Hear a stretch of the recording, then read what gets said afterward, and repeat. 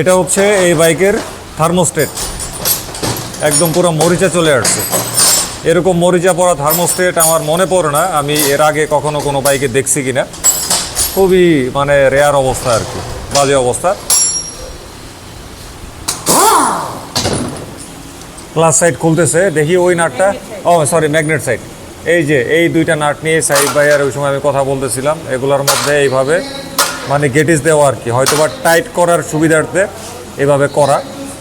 মালিকও ঠিক বলতে পারে না যে এটা আসলে কীভাবে আসছে বা ইত্যাদি আর কি। যাই হোক,